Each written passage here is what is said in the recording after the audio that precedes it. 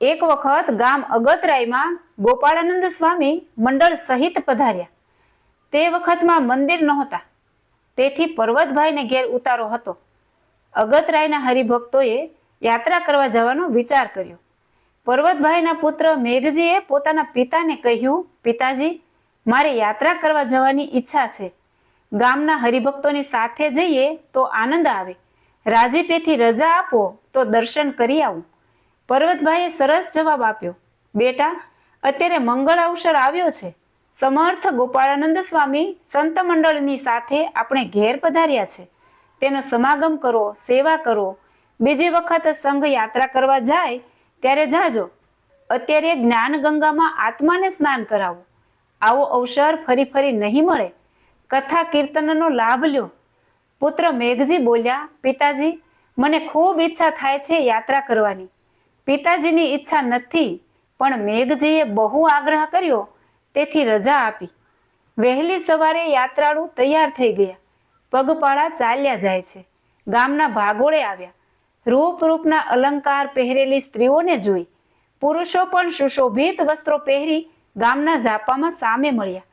999 નદીઓ સ્ત્રીઓના રૂપ ધરીને આવ્યા છે. 68 તીર્થ પુરુષના રૂપ ધરીને આવ્યા. મેઘજીભાઈએ આટલા બધા માણસો જોઈને પૂછ્યું, તમે કોણ છો અને ક્યાં જવાના છો? ત્યારે તે સર્વે કહ્યું, અમે 68 તીર્થ છીએ. અત્યારે આ અગતરાય ગામમાં ગોપાળાનંદ સ્વામી બિરાજે છે. તે મોટા સંત છે. તેના દર્શન કરવા અને કથા સાંભળવા આવ્યા છીએ. 68 તીર્થ સાચા સંતના દર્શન કરવા આવે છે. જંગમ તીર્થ અને સ્થાવર તીર્થ બે પ્રકારના તીર્થ છે. શાસ્ત્રમાં કહ્યું છે, જંગમ તીર્થ કોને કહેવાય? ભગવાનના શ્રેષ્ઠ જ્ઞાની સંતો છે.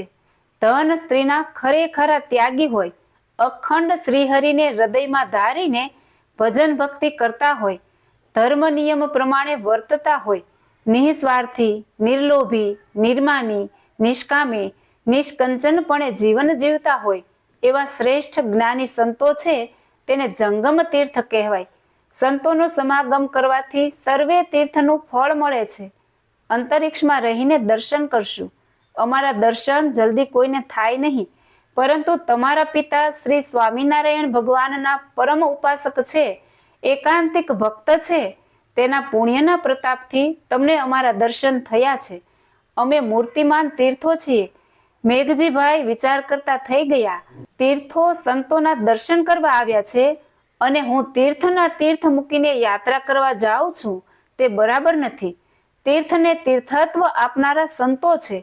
ગંગાજી પાપીઓના પાપ હરે છે. ચંદ્ર તાપને હરે છે. કલ્પવૃક્ષ દીનતાને હરે છે. પરંતુ સંતોનો સમાગમ પાપ, તાપ અને દીનતા એ ત્રણેયને હરે છે. સત્પુરુષો એ જ નૈમિક્ષારણ્ય ક્ષેત્ર છે. સંસાર સાગરમાં વારંવાર ડૂબકા ખાતા સંતો જ્ઞાન આપીને બચાવી લે છે. સંતો તીર્થને પાવન કરનારા છે. જેને જન્મ મરણ, યમયાતના, લખ 84ના દુઃખમાંથી મુક્ત થવું હોય, કામ ક્રોધાદિકના અંતઃશત્રુઓના પંજામાંથી છૂટવું હોય, શ્રી હરિના ધામમાં જવું હોય તો તેને નિત્ય સંત સમાગમ કરવો. મેઘજીભાઈ પાછા વળી આવ્યા. પિતાજીને પગે લાગીને સવિસ્તાર વાત કહી સંભળાવી. પછી દરરોજ સંત સમાગમ કરે અને સેવા પણ કરે. આ 4 સાધન કરીને જીવનું કલ્યાણ થાય છે. નંબર 1, ભગવાનની ઉપાસના કરવી. 2, ભગવાનના ચરિત્રો ગાવા સાંભળવા. 3, ભગવાનનું નામ સ્મરણ કરવું. 4, પોતપોતાના ધર્મમાં રહેવું. આ 4 સાધનને અવશ્યપણે સિદ્ધ કરવા. સંતોના ચરણમાં 68 તીર્થ રહેલા છે. જય શ્રી સ્વામિનારાયણ.